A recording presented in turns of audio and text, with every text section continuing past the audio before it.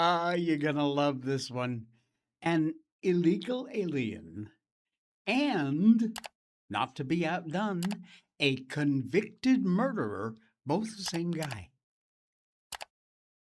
He's suing Trump for $75 million. How nice. California is, yes, I'm saying it, crazier than you think. And I've got the proof coming up. Also, Netflix, Little House on the Prairie, is a complete betrayal, a letdown, typical woke crap. Don't bother. In fact, why do you still have Netflix? Welcome to the Jay Sheldon Show. Happy Tuesday. It is Tuesday indeed. We're here live on Rumble and YouTube. Please do follow, subscribe on either one of those platforms or both. Also, of course, all of our great sponsors, you'll find them in our description down below, so check them out if you want to make a donation to the show.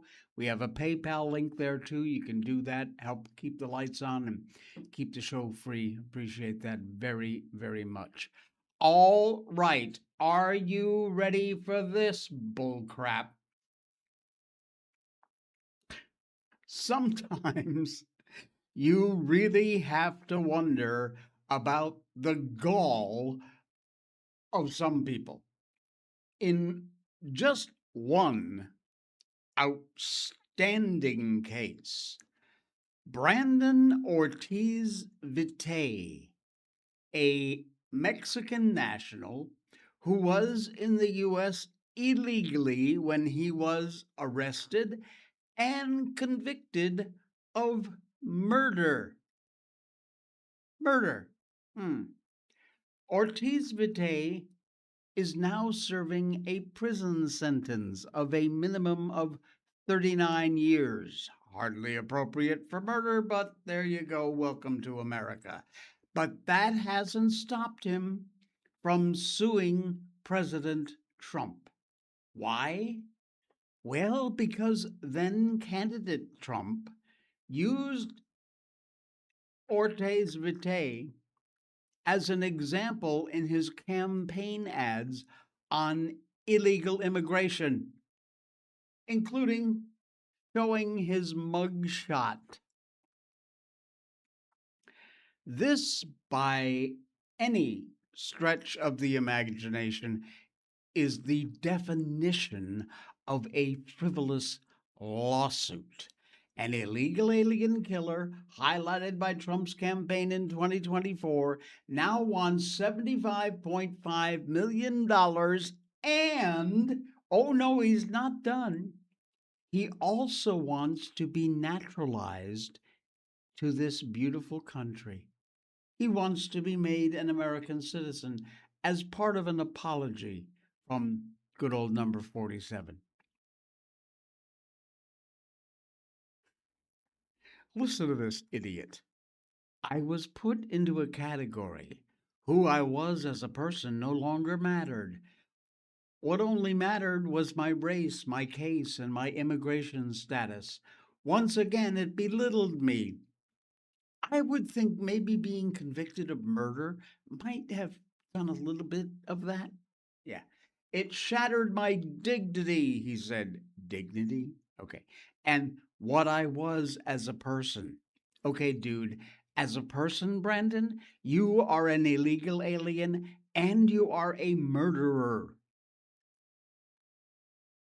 Talk about shattering your dignity. Oh, he's got more to say. You'll love this. The shame it brought to my family name is a reality. Never mind, once again, you're a convicted murderer. My family name, and I have to live with that now. I took full responsibility for my actions, but for them to use my case for political gain on TV was unjust, humiliating. When I thought it couldn't get worse, it did, he said. I was center stage in front of a nation, public scrutiny at its finest. I would just a guess, just a pure guess here.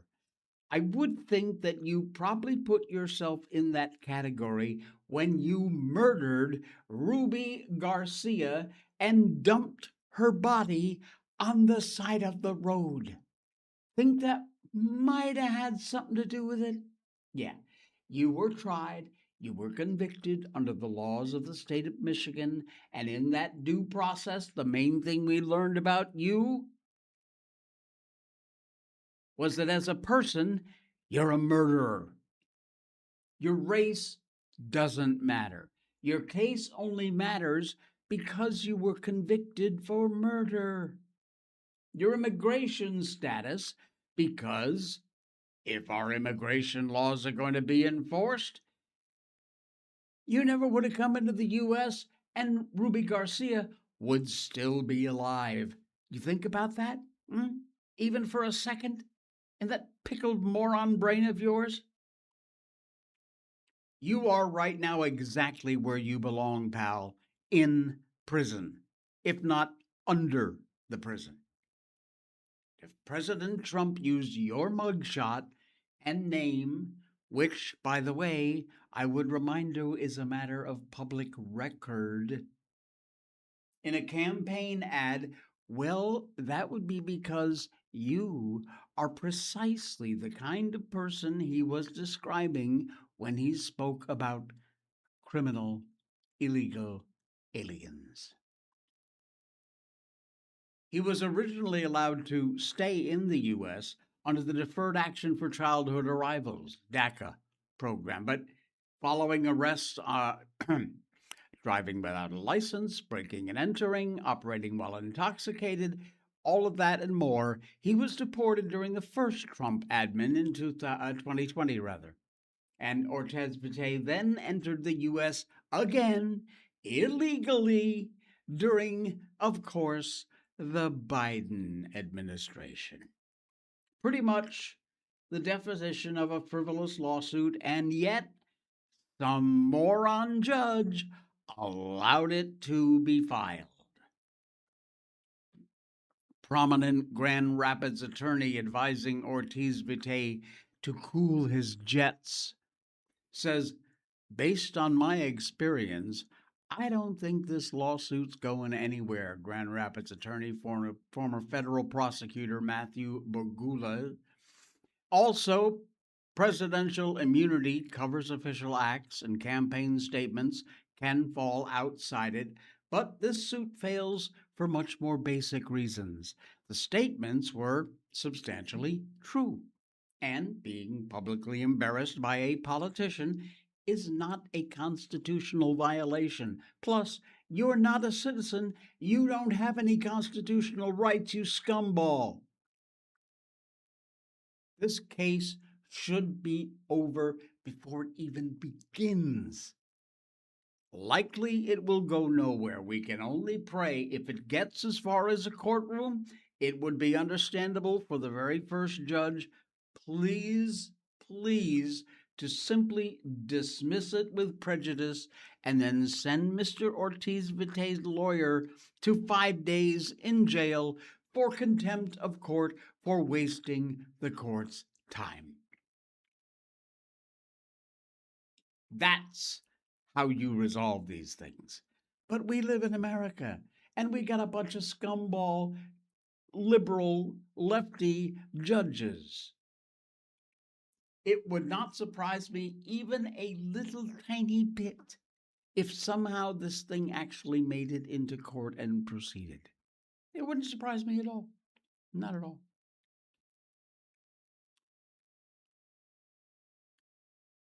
$75.5 million. Oh, and don't forget, he wants citizenship too. Yeah. Well, speaking of seeing court, sucker, Catholic nuns are fighting back against Hochul's culture of death law. Yeah, this idiot again. The left constantly claiming that the right, of course, we're all fascists. And yet, it always seems like they're the ones who are trying to force you to do things that you don't want to do. Like, don't feel like being a guinea pig for some experimental COVID vaccine? Fine, we'll get you fired, ostracized. We'll keep you out of restaurants and offices. You're a baker in Colorado, but your beliefs don't allow you to make a gay themed wedding cake? It's okay. We'll just sue you and try and shut you down. No problem. Call a 6'4" dude in the ladies' room a man? Ooh, watch your six, pal. The thought police are going to be coming for you damn quick. Now, a group of about 13 plaintiffs, including Catholic healthcare providers and multiple congregations of nuns,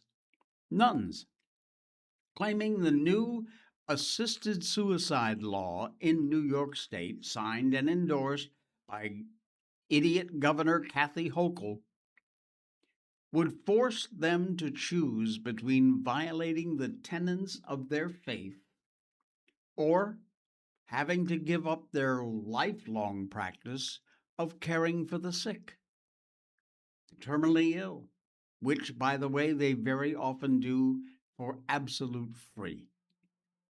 Third option, ignore the law altogether, potentially be subject to all kinds of ridiculous heavy fines, license revocation, obviously a non-starter. But these nuns ain't screwing around, and they are pushing back hard.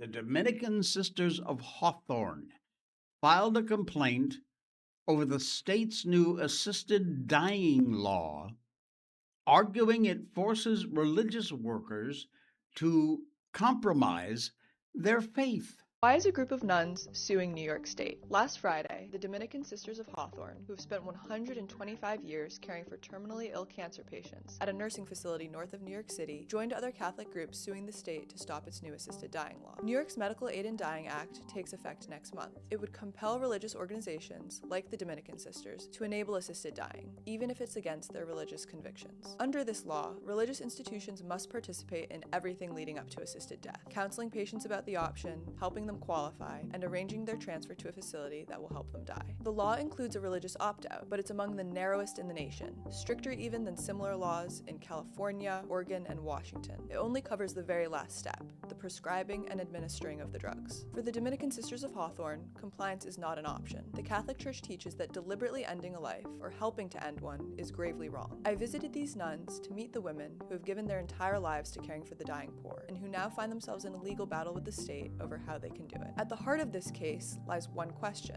can the government compel religious institutions to participate in the process of assisted dying, even if their faith forbids it? And if the answer is yes, what happens to the freedom of religious institutions to live by their own beliefs? You can read more in my exclusive at thefp.com.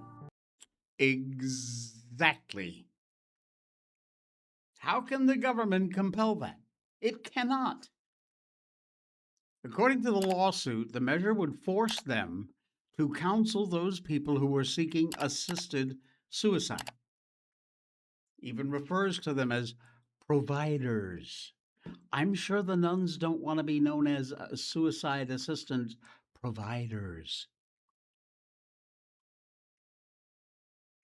Mother Marie Edward, speaking, said, "Everyone is made in the image and likeness of God, and there is a dignity about the human person. We're only the guardians of this body. We do not take the change of whether or not we live or die. That is up to God."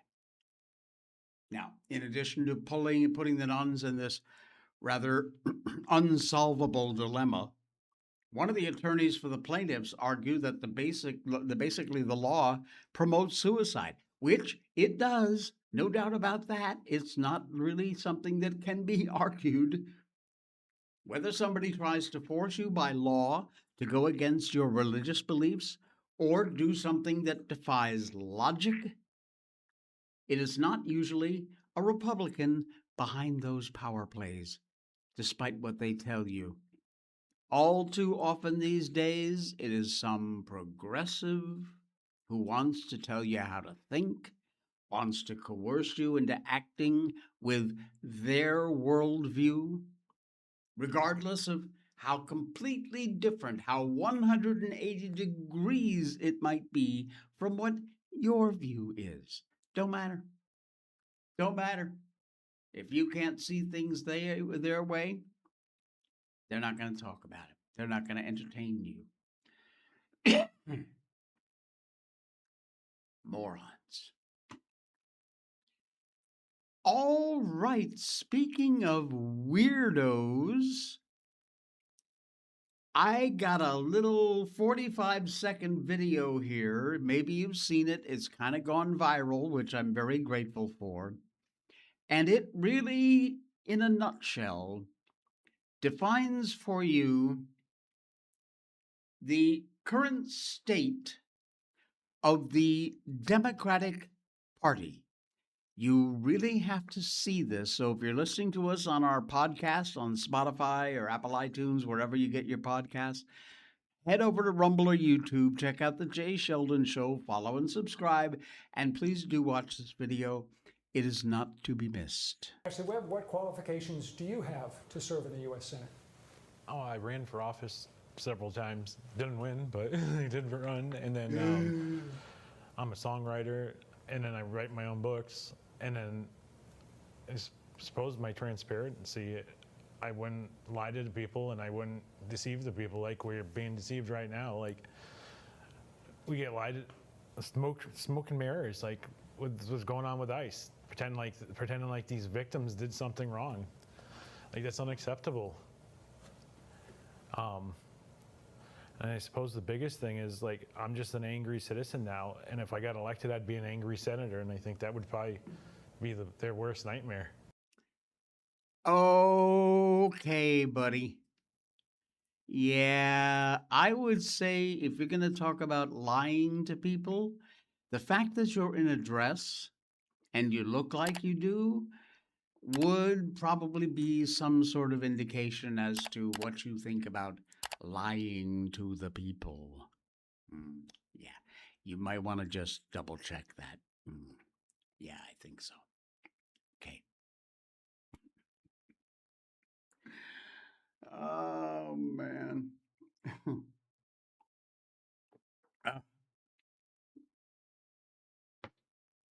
Leon Dry Morris over on YouTube. Hello there. Welcome into the stream. Great to have you along for the ride, sir.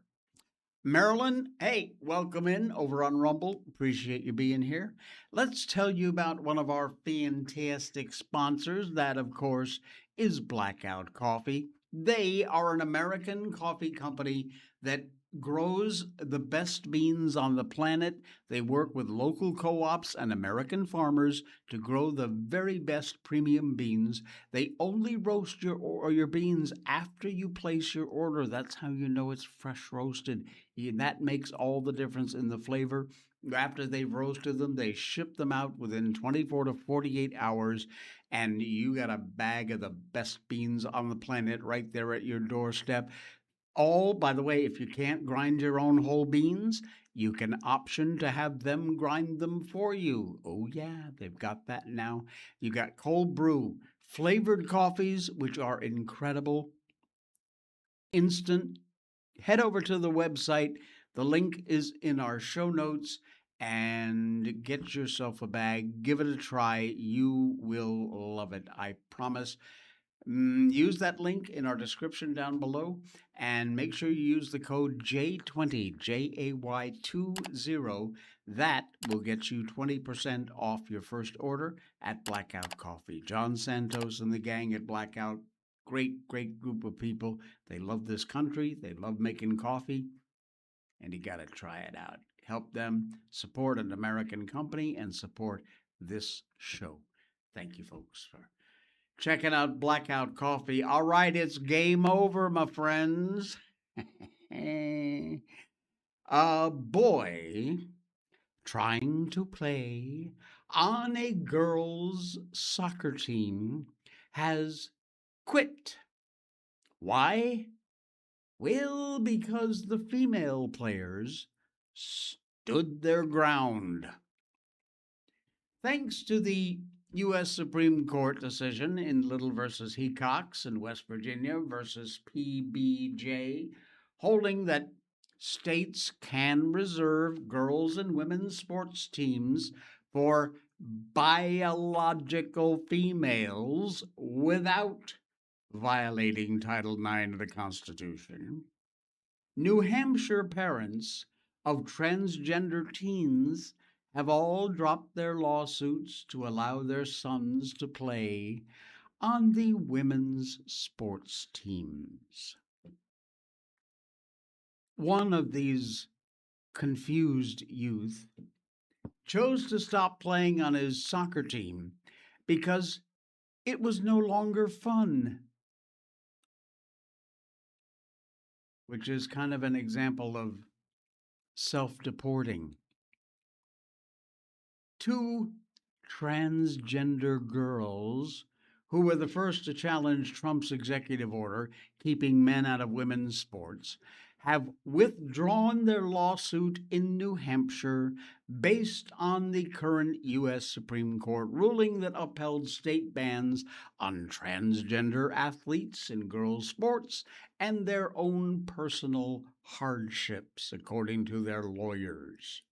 The case was always about two courageous young girls who simply wanted the same opportunities as their peers to take part in school life, that from one of their lawyers.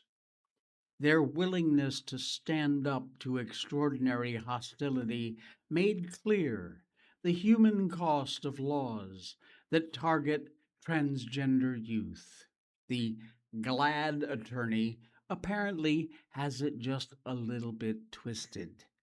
It was the girls on the sports team that were actually targeted, which is why Trump signed this executive order and New Hampshire's legislative body codified it into law.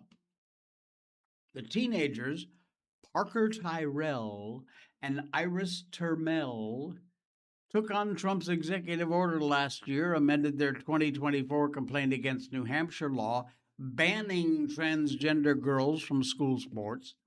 Federal judge granted a court order, allowed them to play as the case proceeded.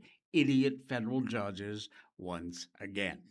For Terrell, it meant being able to keep playing on her high school girls soccer team. For Termel, it was having a chance to try out for different sports. Well, Iris's case was officially dead on arrival when his family moved out of state so he could cosplay in a different state. It doesn't pay any kind of restrictions on what you could call a mental illness. Parker Terrell is the boy who left his soccer team because it wasn't fun anymore. New Hampshire's version of NPR interviewed Sarah Terrell, Parker's mother, the one probably responsible for pushing this poor kid and confusing him. Said starting in her sophomore year was about right when the lawsuit started, and that year was a little more stressful and difficult. There was a team that dressed for the game, and then half of the varsity girls refused to play. There was another team that used eye black to paint PGS under their eyes, which stands for Protect Girls Sports or Protect Girls Soccer, whichever. I didn't really get clarification of what the S was. You idiot. Good on these girls. Tyrell, the 17-year-old, began, I'm not saying her anymore because it's not a her, it's a him, began his junior year last fall on the girls' junior varsity soccer team. Things were fine at first, and each time he scored a goal, got a round of ice cream from his parents, and then suddenly Excuse me. A few weeks into the season, he decided to stop playing. He said, with all the political stuff going on, soccer just wasn't about the game anymore. Said Parker didn't talk a lot about it, but I think he could see that the stress was getting to everybody, for him and his teammates and his coaches. The mother said she kind of felt bad about pulling them into all that circus again, and so ultimately said, this isn't fun anymore, and I don't want to do it. Manipulation much? How about another round of ice cream for scoring a goal? The Tyrells seem absolutely oblivious to the fact that their decision to allow their child to transition and then to allow him to be on a girls' soccer team was likely the source of their child's difficulty. That light bulb never went off in your head, did it? No. Standing up to discrimination, the women and the girls were disenfranchised by people like Parker, Tyrell, and his very sad family stood up against being erased and marginalized and fought valiantly all the way to the Supreme Court. Brave survivors, but typical of the cult that the Tyrells are part of, they are the ones playing the victim. And you know what? More and more, we're just not putting up with it anymore.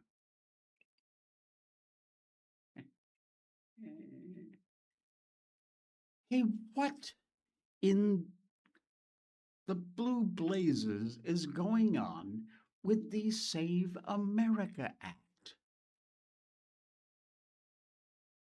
This should be the biggest no-brainer on Capitol Hill.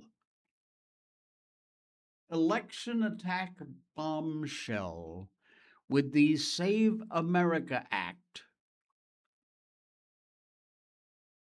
If this does not pass, there may very well not be a republic left to save. We have a republic, as Ben Franklin said, if we can keep it. And we will not keep it without the Save America Act.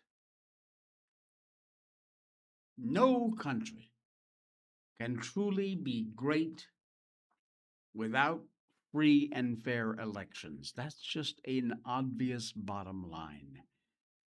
Last Thursday, Trump declassified a bunch of documents that confirmed what a lot of people already knew. Our elections are broken, they're compromised, they're under attack. The evidence was right there. Foreign adversaries, namely China, infiltrating our voter rolls, government bureaucrats burying the evidence. The solution to all this bullcrap is the Save America Act. It requires a photo ID and proof of citizenship in order to vote. More than 80%. You listening, Congress? More than 80% of Americans support most of the components of this act. Photo ID, supermajorities of Democrats, minorities, Black Americans. Congress, get off your ass and pass this. Failing to pass this is a failure of this republic. China, who ain't exactly the biggest Donald Trump fan, starting in mid-2018, the Chinese Communist Party launched a full-scale effort to influence that year's elections. All these newly declassified documents are absolute proof of that exactly happening. And over the years, China's gathered voter records, names, addresses, party affiliation, other data, more than 220 million Americans. Folks, there's only 330 million of us. That's a lot of data.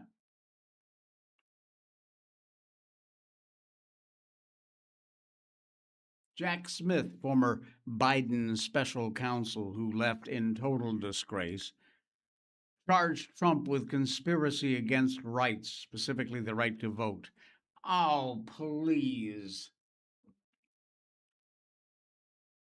Where do these morons get off? Seriously? There is no good reason to oppose an act that 80% of Americans of all races, creeds, color, and whatever support. The Save America Act. Democrats claim, of course, minorities, married women going to be harmed by this, which is just the most deeply bigoted argument of all. What? They don't have the wherewithal to get an ID, which is basically a routine part of absolutely every day of your life in America.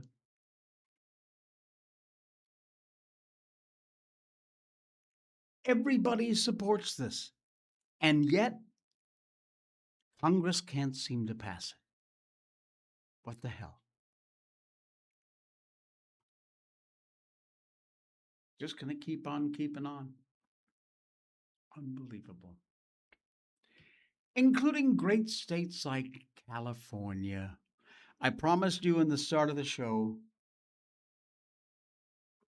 that I had proof that California is actually crazier than you might have thought.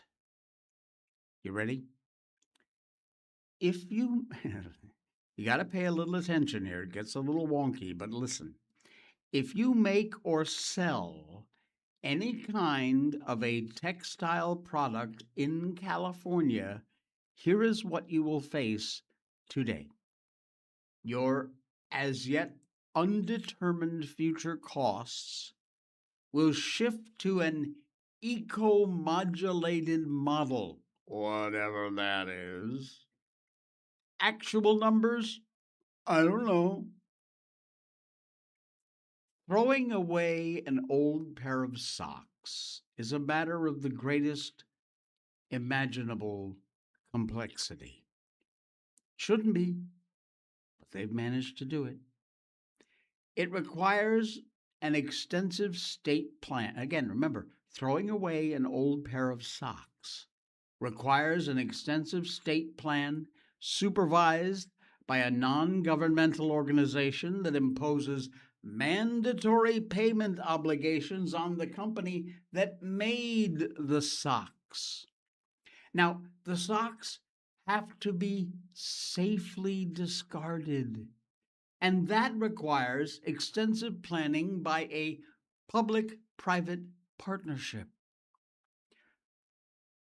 The Responsible Textile Recovery Act of 2024 was passed, and every significant manufacturer of textile products that sells their products in California, even if the manufacturer doesn't make any of their socks there, has in theory been forced to join a producer responsibility organization, PRO, that will develop a textile recycling plan. Penalties? Oh, yeah. How about $50,000 per day for noncompliance? If the violation is intentional or knowing, and a misstatement to federal regulators regarding textile recycling will be considered perjury. Read the bill. Its intent is to minimize the environmental justice impacts of your old socks. This was authored by, thankfully, former State Senator Josh Newman, who, by the way, is now teaching as an unpaid senior fellow in the School of Social Ecology at UC Irvine. How nice. Your kids going to UC Irvine? You might want to take note of that. And yes, it's absurd and funny because we've been focusing on your throwing away an old pair of socks. But there's a whole compliance industry out there, folks, have been springing up around this new law, starting with the requirement that every company that sells textiles in California has to join this pro bullshit by the first of this month. 2, 3 weeks ago, producers with aggregate global turnover of less than $1 million are exempt from compliance in a complex chain of unbelievable legalese garbage. Participation in pro might also fall on wholesalers, retailers, distributors, and importers, not just the manufacturers. The final cost of compliance, still up in the air. You ask them, they say, I don't know. But you can read the compliance roadmap. This is from the Land Bell website. For the 2026-27 cycle, registration requires a flat annual fee of $1,000. These funds support the development of the producer portal and the statewide needs assessment. In the future, targeted for 2030, fees will shift to an eco-modulated model, whatever that means, where products designed for durability and recycling will receive reduced rates. So, if you make or sell any kind of a textile product in California, like those old socks you want to throw away, this is what you face.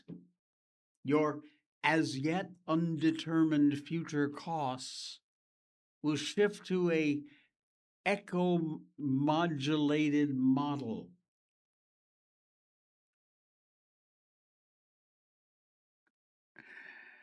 You just ball up your old socks and you stick them in the garbage and you bury them down deep and you throw the freaking things away. Okay? I told you, what did I tell you? California. Why? Why does anybody, particularly businesses, continue to stay in California? I know a lot are not. A lot of people are saying, you know what? Screw you, pal, I'm out of here and good on you. But there's still a ton of businesses out there that have to put up with garbage like this. Insane. Insane. One last one before we head out of here for a Tuesday. Have you seen Netflix Little House on the Prairie? Bottom line, it is a complete betrayal. Netflix new Little House on the Prairie. You remember that show? I do. I didn't watch it a lot. I wasn't like a once a week. I would always make sure I watched it. I watched some episodes. I know what it was about. It was a pretty good show. But their new Little House on the Prairie is a lot of things. But the story of the Ingalls family ain't one of them. The book that season 1 is based on, third in Laura Ingalls Wilder's beloved 9-part series, chronicles the family's westward journey to Kansas and their efforts to homestead in Indian Territory, 40 miles from the nearest town. Most of the book takes place at their home, for which the book is named The Little House on the Prairie. It's rather endearing, charming stories of life on the prairie, which has inspired generations now. It's been around for so long of readers, mimicking the grit, the independence, the discipline that helped families like the Ingalls conquer the West, really. These were people who put up with a lot and went through a lot. Well, the new Netflix series, which was released last week, the Ingalls have become a rather convenient vehicle on which showrunner Rebecca Sonnenschein has piled her own characters and plot and political agenda. Oh, yeah. Spoiler alert, by the way, not that you care, don't watch the show. It's absolute bullshit garbage. Don't bother. I'm saving you time here, okay? With a lot of glaring factual departures from the book, it's like, did you even read the book? It's as if Hallmark made a movie with recycled Little House costumes. Oh, and the set. It is no longer the story of the Ingalls building a life alone on the frontier. In fact, Pa is scolded in the first episode for dragging his family to Kansas because it's a myth that men can make it out here alone. There have been changes to the plot. In the books, the Ingalls fight off a prairie fire alone. Now, the whole town gets together to fight off the prairie fire. It takes a village, remember, Hillary? And the village, by the way, is exactly what this idiot Sonnenschein, the showrunner, offers.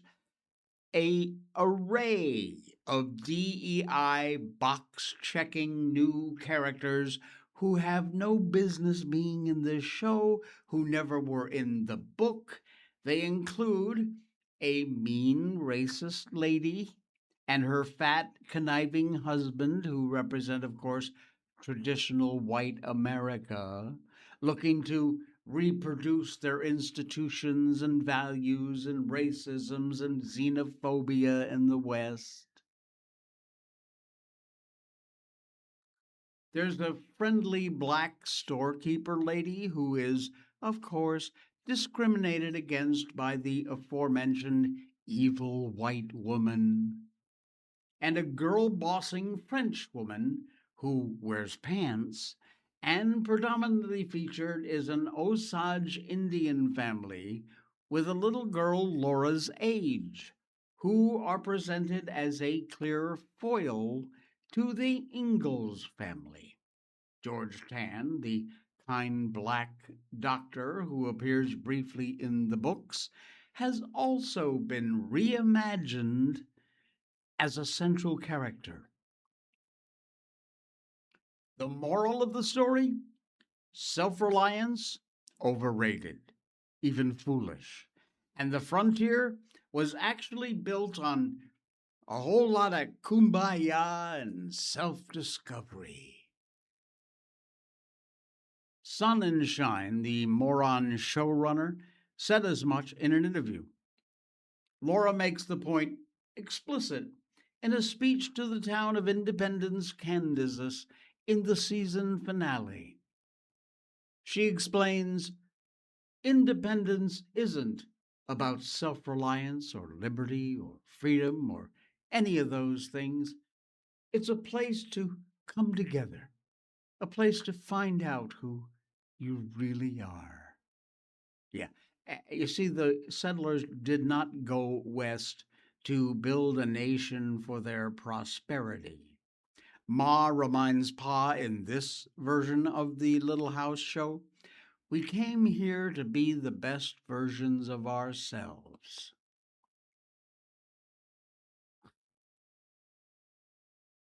This is a 21st century woman on therapy, not a prairie mama. Bottom line, don't watch it, cancel your Netflix subscription, and find something else to spend your money on. Maybe even this show. Whatever you would have paid Netflix, you can send to me. Be happy to keep going here. Keep the lights on. All right, I am just about fed up with this Tuesday. Thank you for popping by. Appreciate it. Please do follow, subscribe wherever you're finding us on YouTube or on Rumble. And of course, our audio goes out there. We have a podcast on the audio platforms. And wherever you get your audio podcasts, you'll find the Jay Sheldon Show. Subscribe over there. Thanks again, folks. Enjoy the rest of your Tuesday. We'll see you tomorrow.